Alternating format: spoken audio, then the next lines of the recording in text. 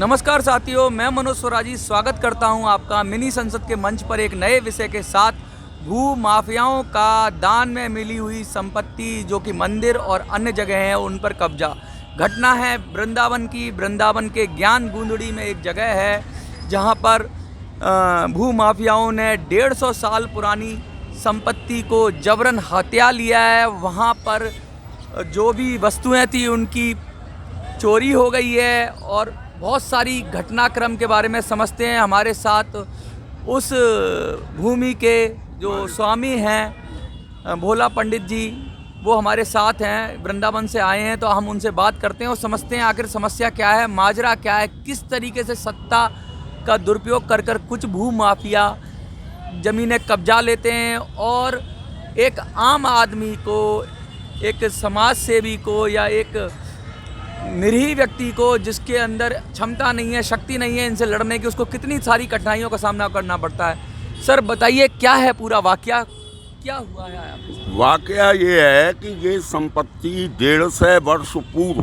अच्छा जी, हमारे पूर्वजों के लिए दी गई, जो कि अयोध्या के राजा के तीर्थ पुरोहित थे, पंडित थे। अच्छा, और एक दान पत्र दिया गया। अच्छा, दान पत्र यानी डॉक्यूमेंटेड है? हाँ, डॉक्यूमेंटेड है। वो बनारस राज्य के राजा के सामने लिखा गया है, हमारे पास सुरक्षित है। अच्छा जी। अच्छा, उसके बाद में वहाँ भगवान रासरासेश्वर स्थापित हैं, जिनकी पूजा अर्चना हमारे यहाँ पीढ़ियों से होती हुई चली आ रही है।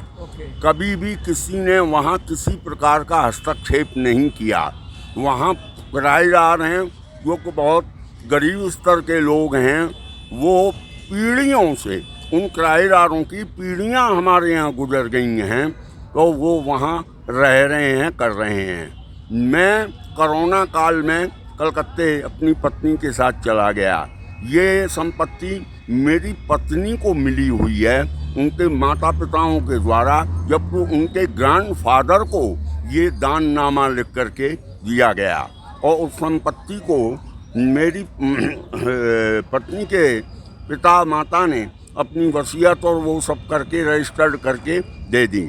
अब उसमें एक किराएदार थी, रामा देवी बोल के, उसका एक लड़का है गोविंद शर्मा। उस गोविंद शर्मा ने उन माफियाओं से हाथ मिला लिया है। उनके साथ में एक कैलाशनाथ मिश्र बोल करके कोई अज्ञात व्यक्ति हैं, मैं उनको नहीं जानता, नहीं करता वो कौन है, क्या हैं, कैसे हैं, वो उनके साथ लगे हुए हैं। एक महेंद्र पांडे नाम का जो है एक जिसको ये बोलते हैं गुंडागिरी करने वाला व्यक्ति, वो है। गोविंद शर्मा का लड़का है उमा शंकर उर्फ राहुल, गोविंद शर्मा के भांजे हैं, रोनू, मोनू, सोनू, इस तरीके से।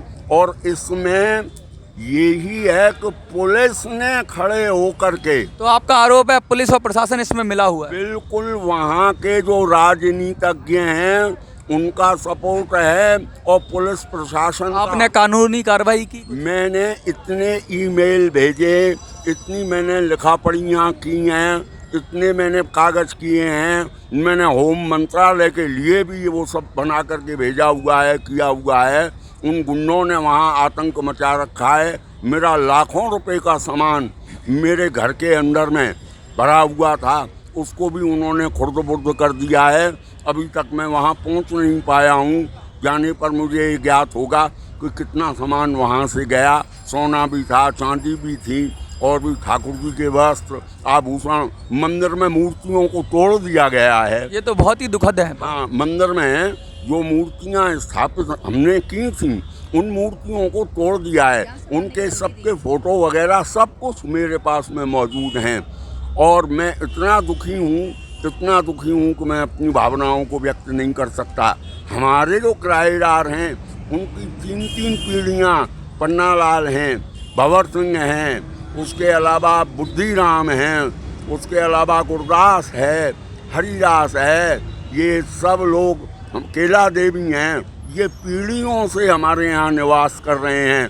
वो मेरे को किराया भाड़ा सब देना करना। 2 बीघा जगह है, यमुना के किनारे है, और उस पर जो है अब नीयत लोगों की इस तरीके से ख़राब हो रही है। और पुजारी जो हैं हमारे मुकुंददास जी, उनको भी जान से मारने की धमकी दी गई है। उनका पैर तोड़ दिया गया है, वो जयपुर में पड़े हुए हैं। इस तरीके की गुंडागिर्दी हो रही है और इसमें पुलिस और वहाँ के जो नेतागण हैं उनका पूरा सपोर्ट है। और वो कैलाशनाथ मिश्र अपने को अयोध्या से बतलाते हैं, वो कोने में नहीं जानता, मैंने आज तक उनका चेहरा नहीं देखा। वो भी आकर के और वहाँ लोगों को, किराएदारों को डरा रहे हैं, धमका रहे हैं और जबरन जो है वहाँ कब्जा लेने की चेष्टा की जा रही है। मेरे तालियों को तोड़ा गया है, मेरे माल को वहाँ से कहाँ गायब किया गया है, क्या किया गया है, ये मेरी जानकारी में अभी तक नहीं है। वो मैं देखूंगा, करूंगा। मैं योगी आदित्यनाथ जी से करबद्ध प्रार्थना करता हूँ कि योगी आदित्यनाथ जी इसको देखें और ब्राह्मण और गऊ इनका पालन करना उन्हीं के हाथ में है। वो ही जो कुछ हैं इस समय हमारे माई बाप हैं और बड़े न्यायप्रिय हैं। ये इस तरीके से आपके पास में मान लीजिए शासन प्रशासन का इस तरीके से खिलवाड़ करेंगे लोग, इससे योगी जी की छवि धूमिल करने में ये लोग लगे हुए हैं। जो कि एक सुंदर व्यक्तित्व है, जो कि एक न्यायप्रिय व्यक्तित्व है, उसके पीछे इस तरीके से लोग लगेंगे तो योगी जी की छवि धूमिल होगी। आज जो योगी जी के लिए हमारे हृदय में श्रद्धा है, जो हमारी भावनाएं हैं, उनको ही नष्ट करेंगे।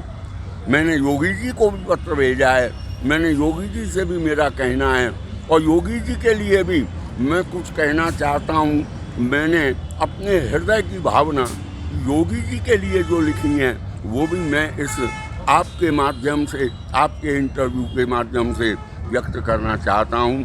आप उसके लिए मुझे इजाज़त दें। बिल्कुल बिल्कुल बिल्कुल। यशस्वी श्री योगी आदित्यनाथ जी को सादर सप्रेम समर्पित ब्रजभाषा की रचना।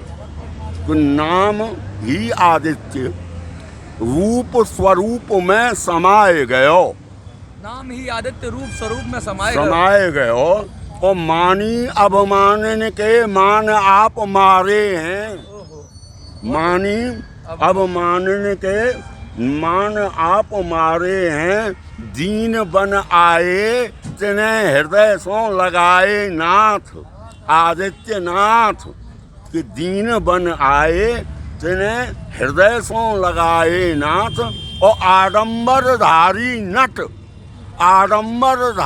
नट कीने सब किनारे हैं, कीने सब किनारे हैं। आडंबरधारी नट कीने सब किनारे हैं।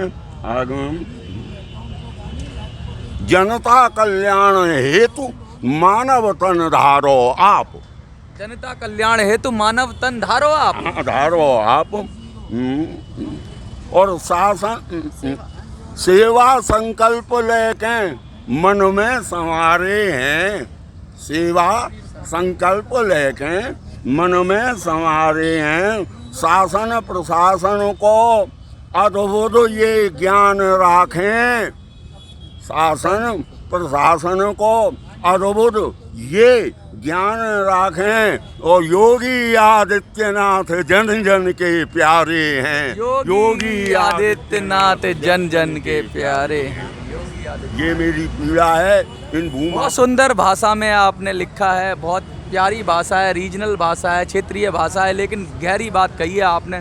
आपकी बात को योगी जी सुनेंगे और इनको न्याय मिलेगा, इसी उम्मीद के साथ मैं मनोज सुराजी भोला पंडित जी के साथ आपसे विदा लेता हूँ। वीडियो अच्छी लगे तो शेयर करिए, कंसर्न अथॉरिटी तक पहुँचाइए, जिससे प्रशासन की नींद खुले, प्रशासन नींद से जागे और इनको न्याय मिले। जय हिंद, जय भारत।